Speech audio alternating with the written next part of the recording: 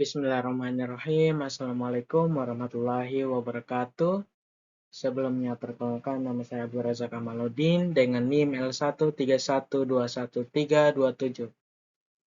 Baik, sebelumnya saya akan mempresentasikan PowerPoint atau materi dari kelompok 8 yaitu dengan judul Pemasaran Hasil Hutan pada mata kuliah Pemasaran Hasil Hutan.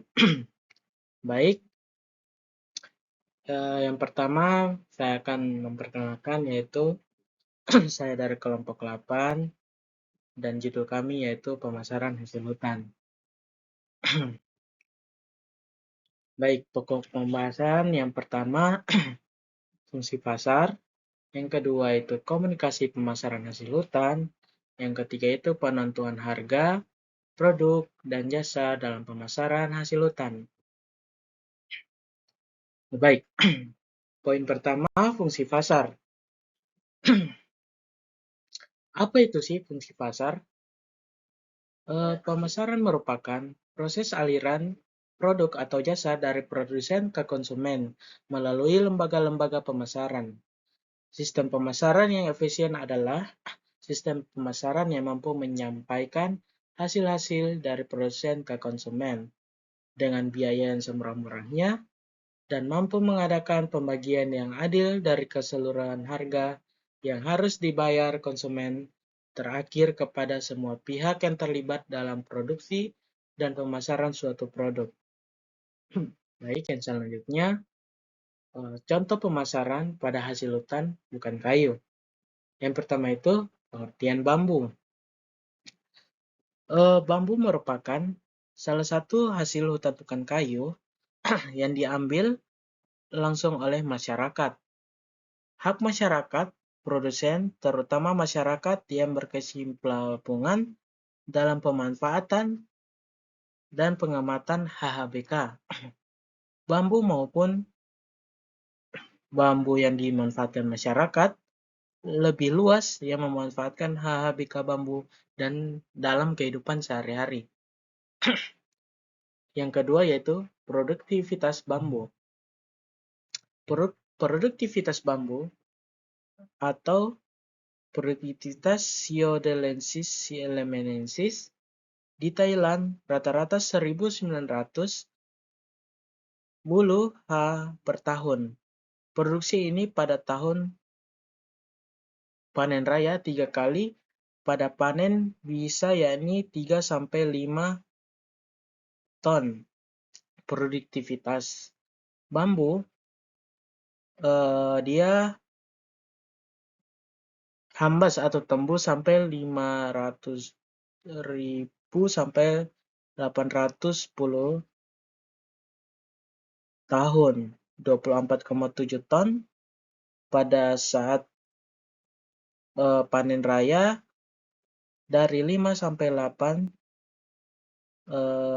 kilometer, yaitu biasa pertama di Indonesia, yang paling banyak per tahun biasa di Indonesia.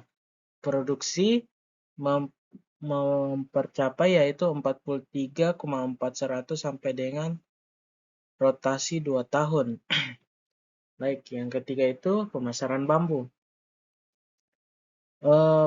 Mengingat kebutuhan akan bambu cukup tinggi, pemasaran dan pengusahaan bambu tentunya memiliki prospek yang baik.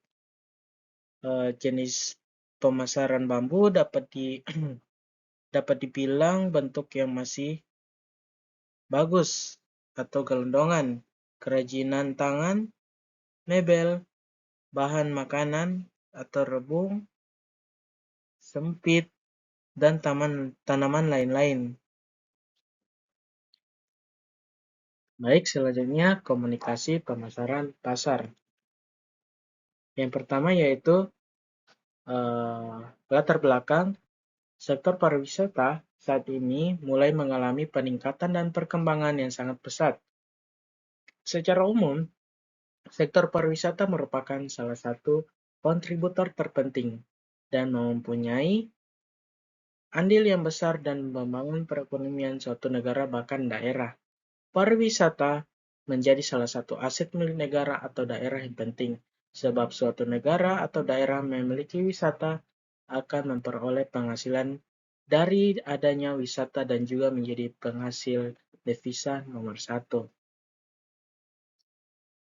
Baik, yang selanjutnya pembahasan penelitian ini bertujuan untuk mengetahui strategi komunikasi pemasaran pengelola objek wisata alam, hutan pinus, bangunan dalam meningkatkan kunjungan wisatawan,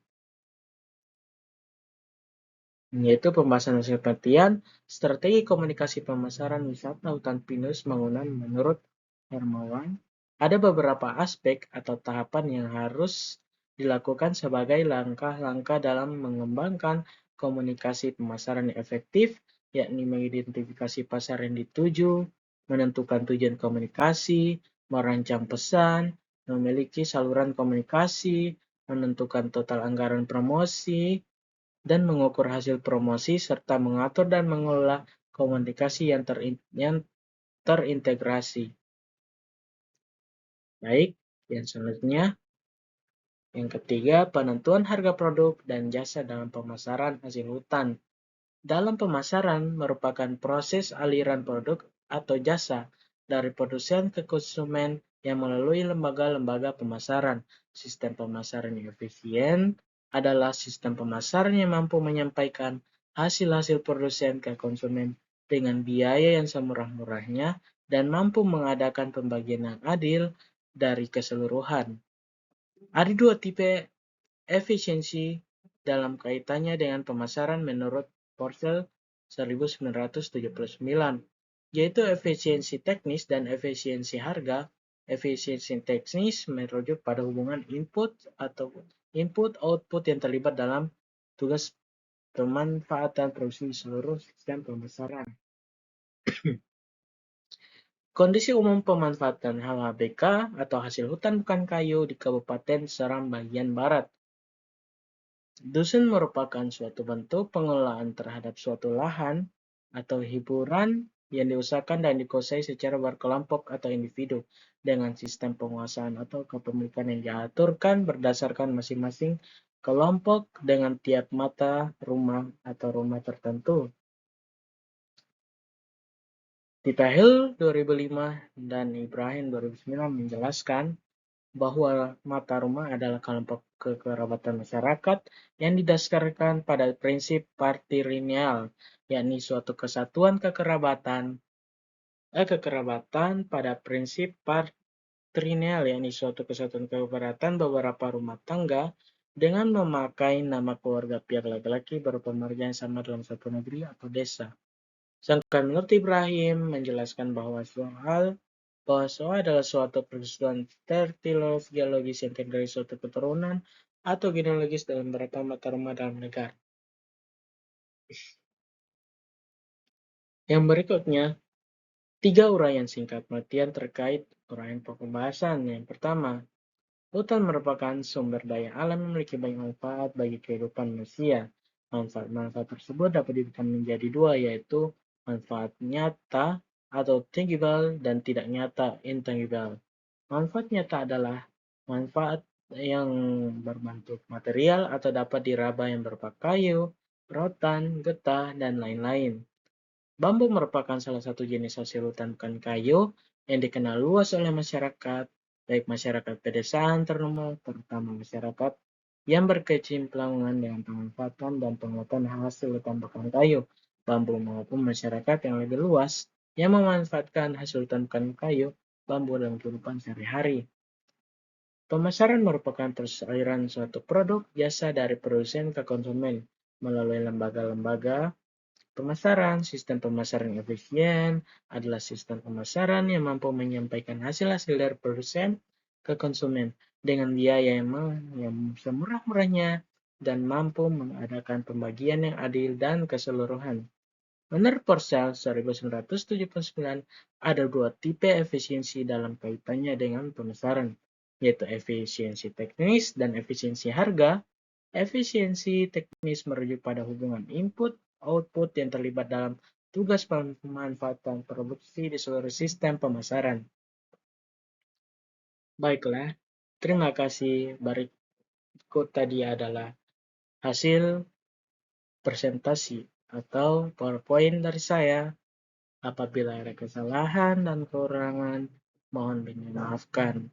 Wabillahi taufiq walhidayah. Assalamualaikum warahmatullahi wabarakatuh. Terima kasih.